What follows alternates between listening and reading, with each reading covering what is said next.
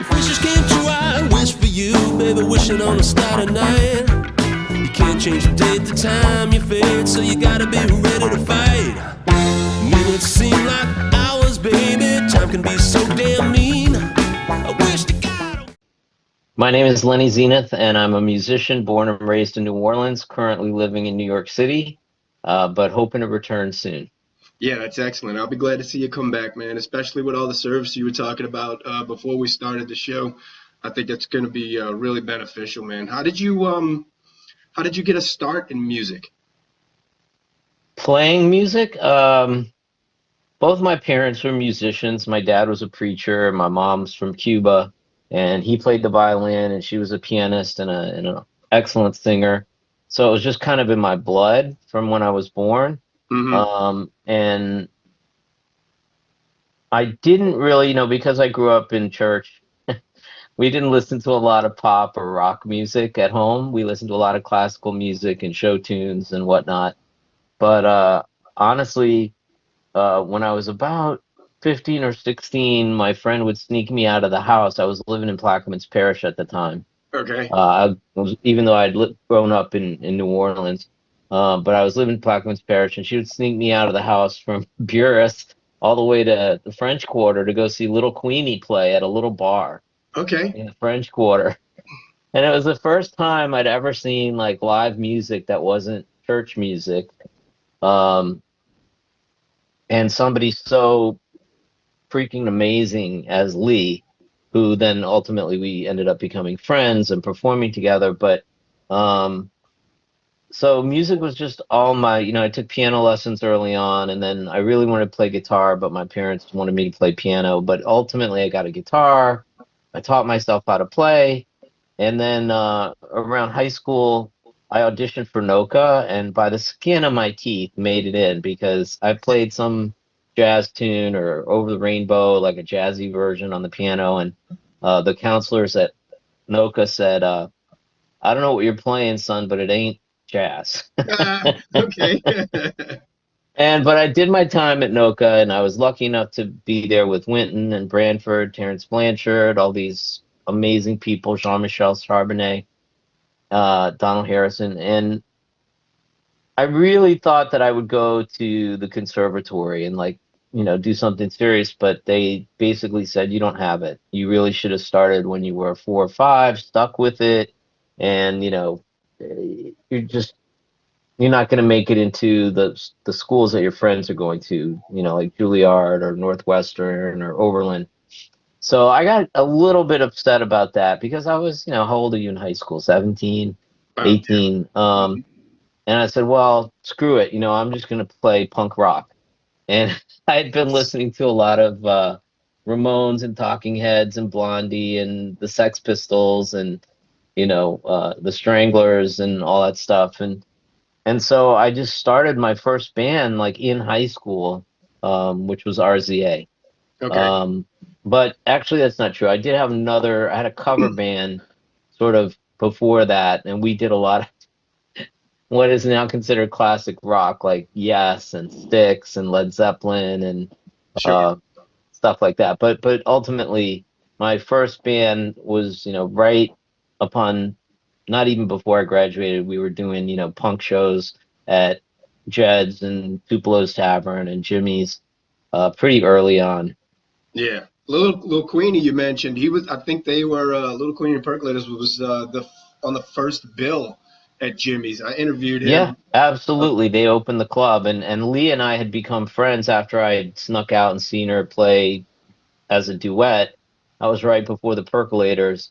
We started talking on the phone. Just, she was such an inspiration to me at many levels, as a performer, as a singer, as an interpreter of song. And so I was a huge Percolators fan, and was lucky enough to perform with her several times. I mean, so she and sometimes Allison Young from the Song Dogs and I would all perform like at Carrollton Station.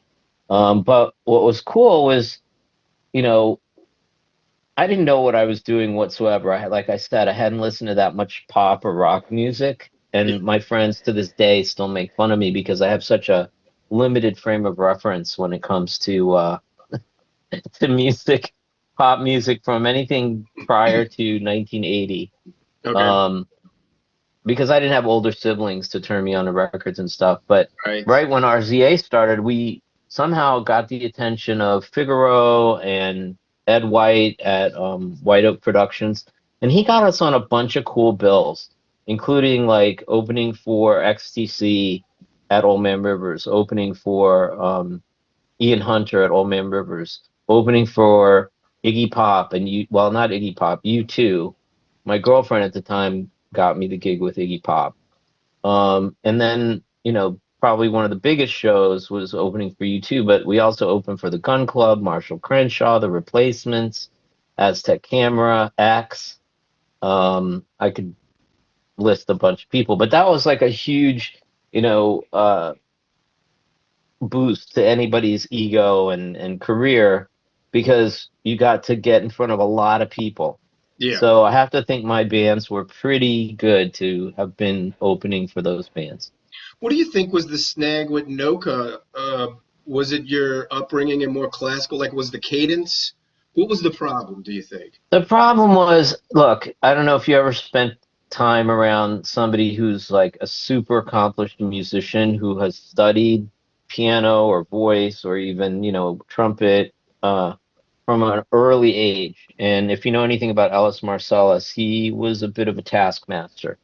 And his kids, they didn't do anything except study and practice. They played a little ball, but he was very talented himself as a parent, but they had a very strict household, and I think the snag at NOCCA was that my parents didn't make me practice. They weren't consistent. Like the lessons started in like first grade, but then fell off around fourth grade to high school. I didn't take any piano. So I think and there was, some family interruptions with, divorce and separation, whatever.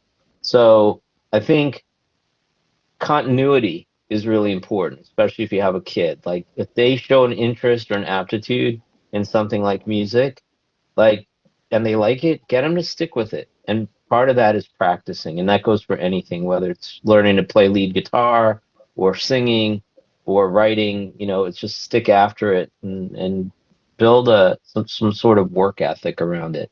Yeah.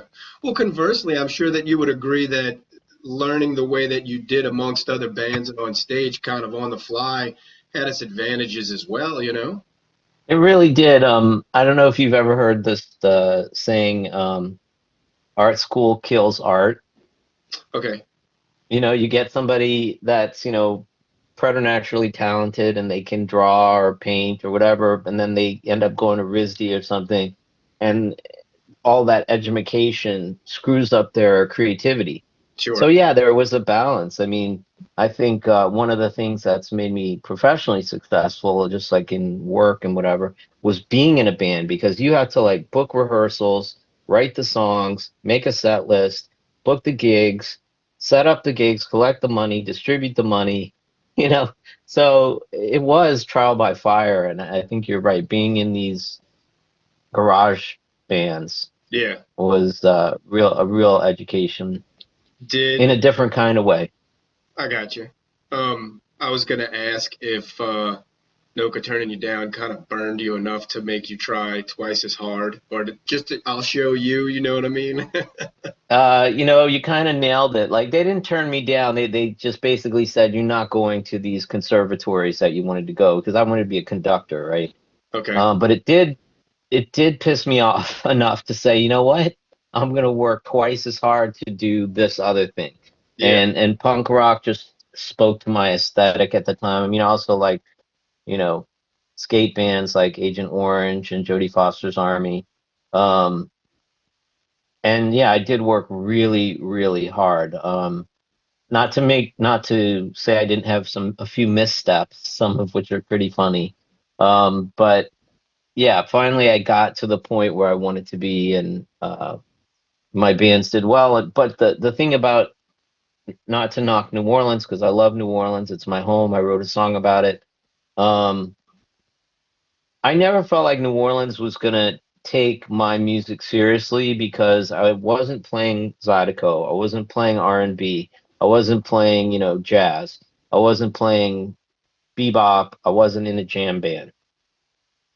And so that's kind of was behind my decision to leave and come to New York. Yeah. At what point did you say that happened? That you Which decided part? to move? That you decided to move? Well, I had had a breakup with a girl that I was really, well, we were together for like 7 years, and ironically, we just got back together and got married. Hey, So that's a really congratulations. funny, like 30 years later, yeah. But I was heartbroken, but also I wanted to pursue my music, and I knew that New York had a punk rock scene and a grunge scene, and that was the direction I was moving in. And so in 1991, I just packed my car up and drove to New York and got a job, and then started first I started a psychobilly band, which is like rockabilly on steroids. Sure. And then I started Jenifer Convertible, which was like my noise phase, because it was very dissonant. Even though we had pop hooks, Jenifer Convertible was a very good band.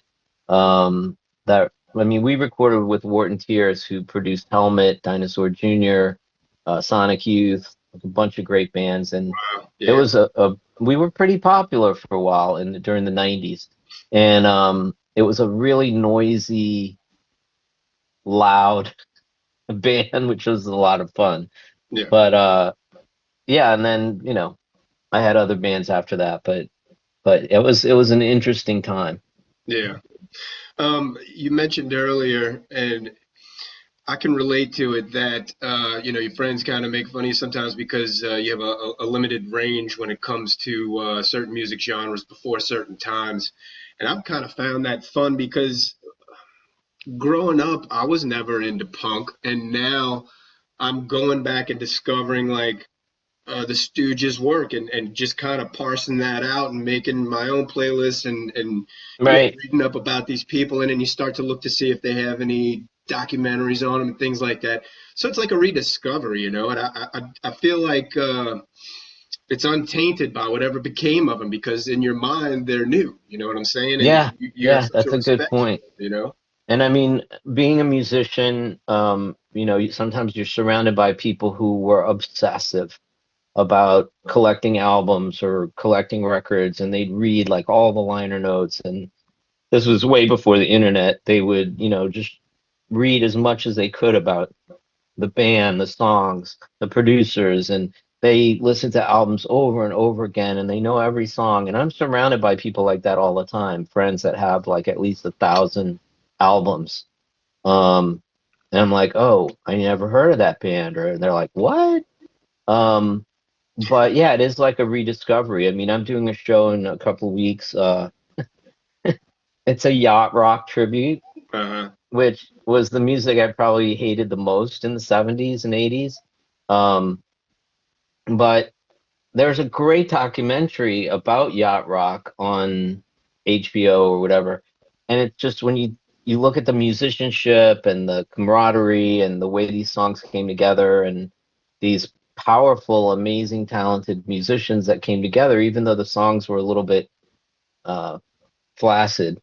Um, it's kind of, and I'm surprised I didn't know more about it. It was incredible to learn about all that, the history behind that genre. Yeah. What was it back then, though? Because it wasn't referred to as yacht rock. It was never referred to as yacht rock. As I would say, like, I don't want to say easy listening because that's not right either, but it was just sensitive pop. When you think of Christopher Cross with Sailing, or Toto with Africa, or the song I'm doing is Reminiscing by Little River Band. It was just softer and not as heavy. Yeah. And I find that music goes through these phases, where you had like the really heavy, loud rock of, Led Zeppelin, and then it got a little bit softer, and the same thing with punk and new wave. You had this loud Sex Pistols, Ramones, Blondie, and then new wave came out, and the bands used a lot more synthesizers, and you had like the Human League and ABC and these other bands. So it's kind of cyclical. Yeah. Being that you've made music for so long and been in different bands, how was the impact of, I guess we'll call it the electric age of synthesizers, and how did it infect your music? Well, it happened to me twice, David. Like the first time around, I remember I think I was working at a record store and REM was big and the DBs were big and it was all really guitar based. And then all of a sudden, all these synth bands came out and I was like, no, I'm not going in that direction. Guitar rock is guitar rock. And then, of course, my next band had a synth player. Yeah. And so I adopted that, and then again, during the 90s when like grunge was big and we had these big Marshall cabinets and a Ampeg SVT and we were like blowing out the clubs that we were playing. And then as soon as Jenifer Convertible's record Wanna Drag came out, Kurt Cobain died. And the next thing you knew, it was more poppy synth music. Garbage was probably one of them. I can't think off the top of my head of what came after that. And I was like, not again, foiled again by the electronic synthesizers. And then I got back to, more of a guitar-based band and when I lived in Ann Arbor, Michigan. But that band did have a keyboard player, but I think we utilized it really well because we were never a synthy band. Sure. We just used it to augment what we were doing. And then when I came back to New York in 2010, I started another band that was an all-guitar band and didn't have any keyboards, and it was pretty power pop, pretty loud and energetic. Really good band called Tenterhooks. Say the name again. Tenterhooks. Tenter. Okay. Yeah, it's all on my Bandcamp. If you go to lennyzenith.bandcamp.com, you can see like the progression of my wild, varied music career. But then finally I said, I've been in all these bands. They've been my songs. I write the songs. I often, pay for stuff. I tell the bands kind of how I envision the songs. I love working with other people because they bring their own 2 cents to the table, or more than that, 20% to the table. Absolutely. And but they're my ideas, so I decided, what, I'm just going to go with my own name. And 2018 I released, I would call my first solo album, What If the Sun, which was under my own name for the first time, Lenny Zenith. And then the new one, He Him, which just came out in October, is also under my name. But I was definitely supported by a ton of great musicians and producers on both records. Hey, have you heard about Neworleansmusicians.com? It's a place where articles, music videos, interviews, and streaming music from Louisiana musicians can be found. Fans can join free. Music business professionals can join free too. And Louisiana musicians can join for free as well. It's also the place where Louisiana bands go to network and get free promotion. We've definitely got plenty, like this band. Check them out.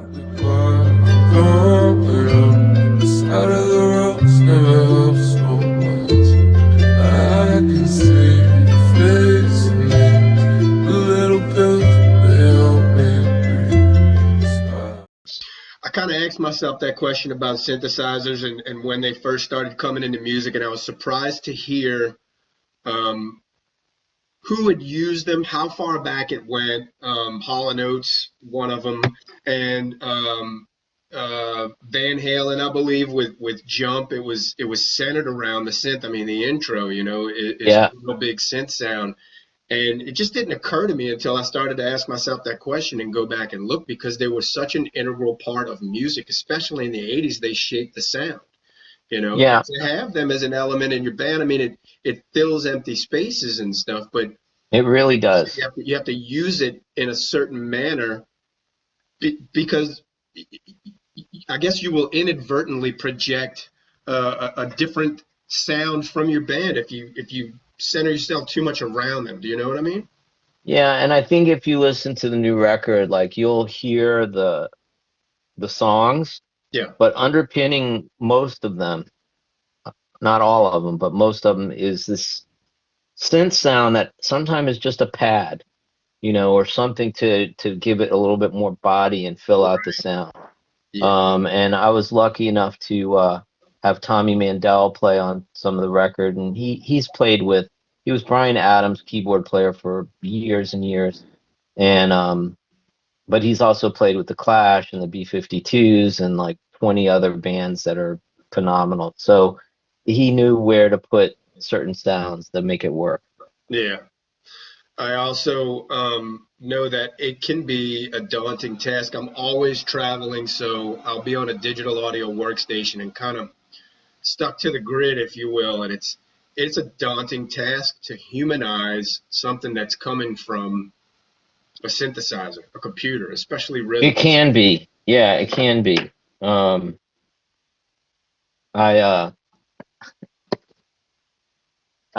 went through this phase where I was writing a lot of kind of orchestral music, like almost like video game scores or movie scores Okay. on my computer, and I got this little keyboard that I carry with me on the plane because I travel a lot as well, so that if I'm programming something and I need like a little thing, I just fire up my DAW on the plane and put on some big headphones, and it's amazing what you can do. And the plugins that you can get these days are just insane. I mean, you can get a fuzzed out, distorted electric guitar sound from a plugin. Yeah, definitely. I've got archaic elements, man. I've got a Roland XP80 that's probably 20 plus years old, or greater.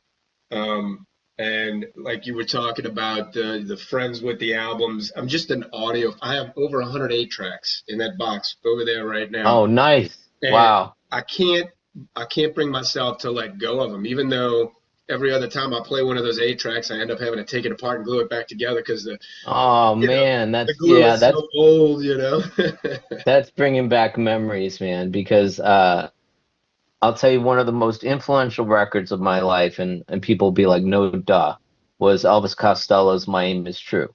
I love, because I kind of related to him because he was smart, but he looked geeky. He made good music, but the first album was pretty punk if you listen to it. And somebody gave me an 8-track of that album, and I was hooked. That was it. And he did influence my writing and my singing a lot.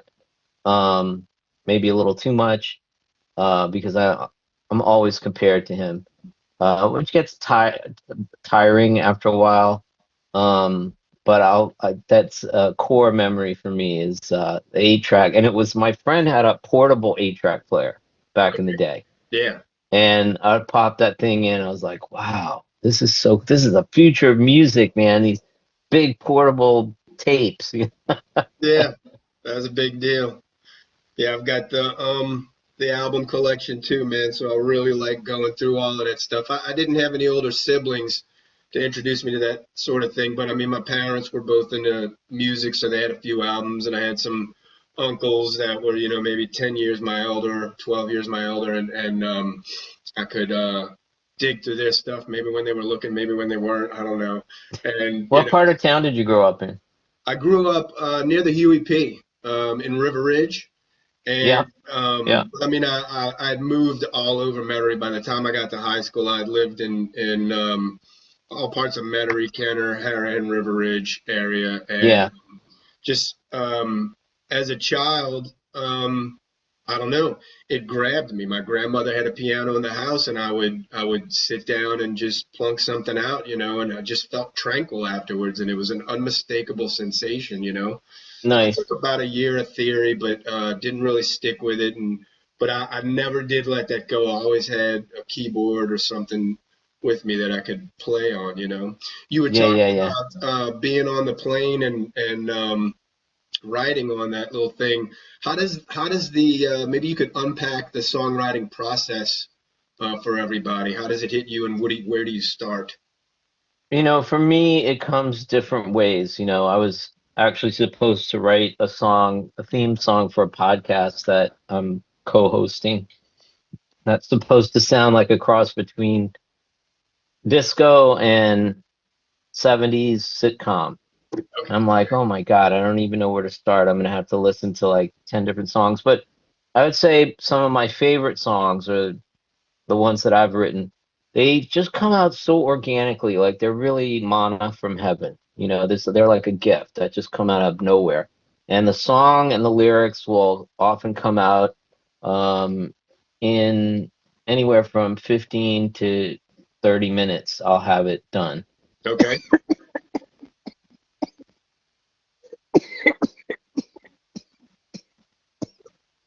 Give me a minute. Take your time.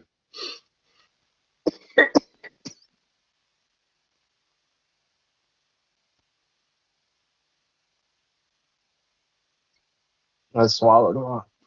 I don't think that vape's helping you, Lenny. Nah, especially not on the tail end of being sick. But No. but sometimes it takes a little bit longer. I'll come out with the music and then like a very rough sketch of the lyrics. And it comes, it takes a little bit longer, but the best ones are the ones that come all of one piece. Sure.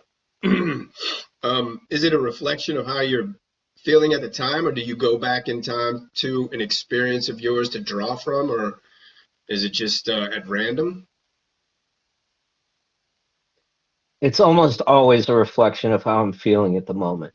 At the moment, because you said whether it's a breakup, yeah, whether it's a breakup or having issues with my family or my parents.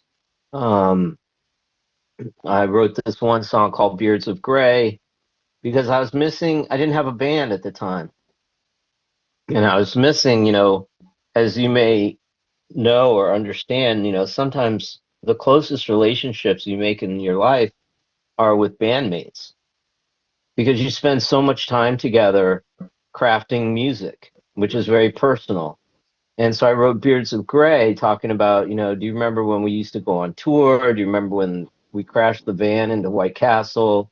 Then you started having kids, and I remember all that stuff. And so that was sort of reminiscing about the past. But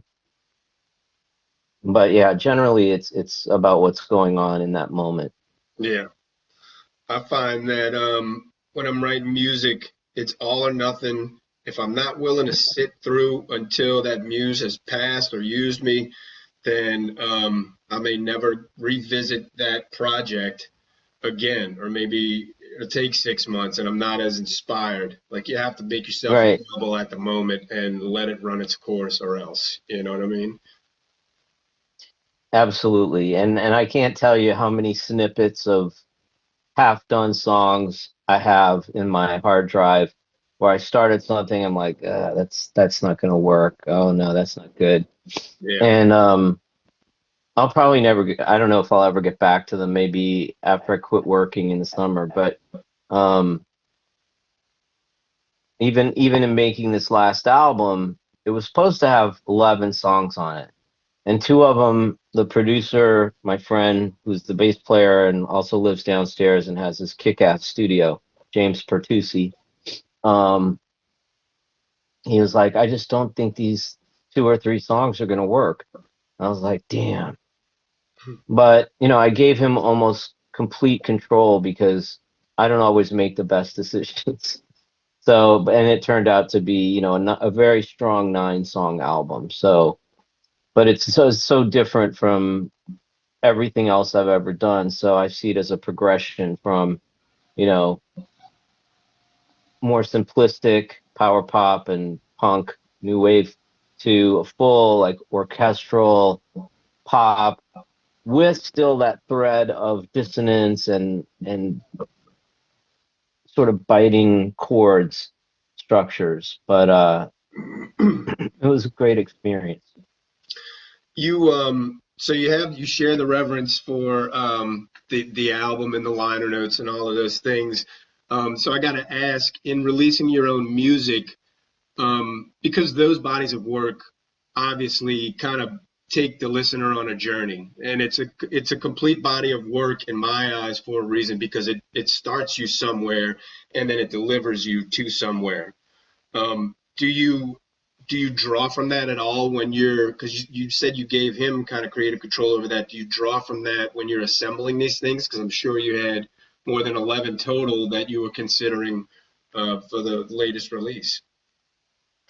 Yeah, I mean, I knew the songs that I had that I wanted to record, and we did record them, and they're almost fully finished. I might finish them there in New Orleans, but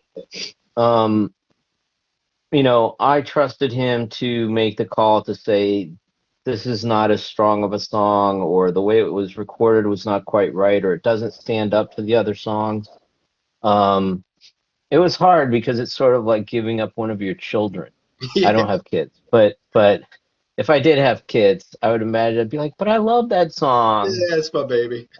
That's my baby. It's got to come along. But we will release these other lost tracks in the near future, I'm pretty sure. Yeah, that's good. That's good.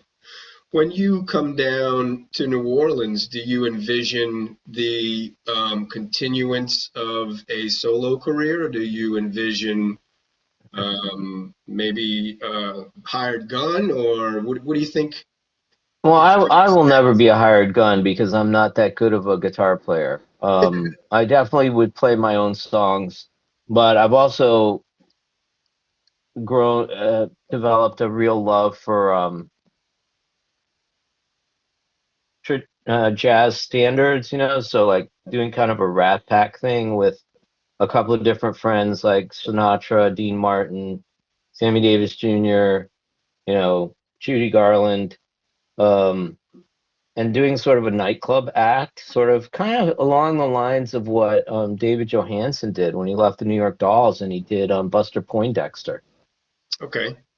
You know, kind of like a Lausch, you know, nightclub singer. So, but I'm still going to have my rock bands and my, you know, my live bands, which I think my New Orleans band is going to open for the Red Rockers in April. So Okay. that'll be pretty cool. Yeah.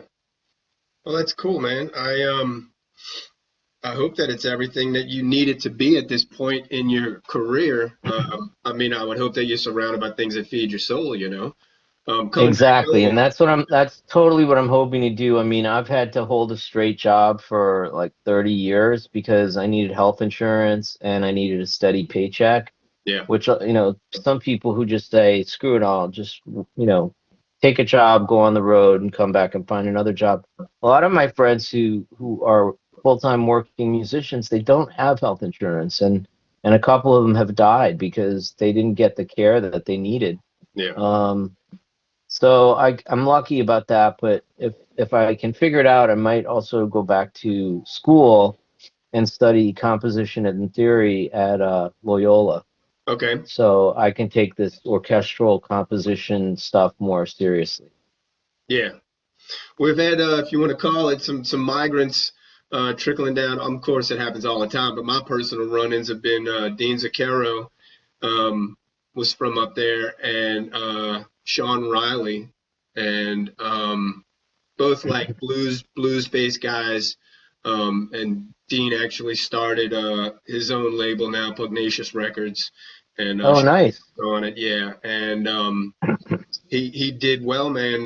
He released an album, and it was top 10 blues. I think he and Sean Riley both released albums with their respective bands, and were wow, that's awesome. Blues charts, yeah. This Yeah. So this I guess visiting traditional jazz standards. Do you see that as like, are you taking like a satirical look at it? Like, are you going to be in costume and all of these things? Like, how, I don't know why that came to mind while you were saying it, but it just. That's a good question. I mean, I don't know if I would say costume, but you know, I do have a couple of tuxes, and you know, on my YouTube channel, there's a couple of videos of me singing that kind of music with the Losers Lounge, who I perform with a lot here in New York. And you know, it's a total big band. There's like horns and big band, and I'm doing this, you know, song that Christopher Walken sang in the movie When I Live My Life All Over Again. I'm like, wow, this feels really good. And I've done Rat Pack tributes before. I'm like, I can do this stuff. This appeals to me. I'm old enough to do it now when I I might have been a little bit younger, and it's a lot less wear and tear on the body than being in a rock band. Yeah, I would imagine so. What does it do for you to switch from something like that to, say, punk music? I mean, are these different parts Yeah, of I mean, you? look, I played a show in New Orleans a couple of weeks ago at BJ's Lounge with, we do some pretty hopped up songs, and I was sweating. I couldn't catch my breath. I was like, oh my God, I need to work out more because I haven't been working out since the pandemic, which Okay. I used to do quite a bit more. I mean, I walk quite a bit here in New York and take the stairs up and down to get to the subway. But I was like, oh my God, I'm soaking wet. I'm out of breath. I might pass out. But it was really, it was like an adrenaline rush, that will never go away. That the joy of that will never go away. Yeah. But I also like having a cocktail, having some great players behind me, and singing some traditional songs that people will enjoy either during brunch or at dinner or just at a nice cocktail lounge somewhere because it's sophisticated and cool. Yeah, well, I'm sitting here thinking, I'm like, Lenny, you're the classiest punk I've ever met, dude. I know. Right, right, right. That's awesome, man. I hope that works out for you, and I want people to definitely go check out him. And I'm gonna put your Bandcamp link in the show notes for the Please. podcast and the YouTube. Hopefully, drive some traffic that way. And I guess unless there's anything you'd like to add to cap it all off. No, I mean it's really nice to meet you. I'm kind of surprised our paths haven't crossed before. Right. Maybe they have and neither of us remember. But yeah, very very nice to meet you and thanks for the chat. Yeah, you'll have to definitely let me know when you make it down here. Maybe I we can step will. out I for a will. drink. Show you I'll a be classic. playing there April 8th. I'm Okay. sorry, April 5th at Tipitinas. April 5th at Tips. All right. Yep. Awesome.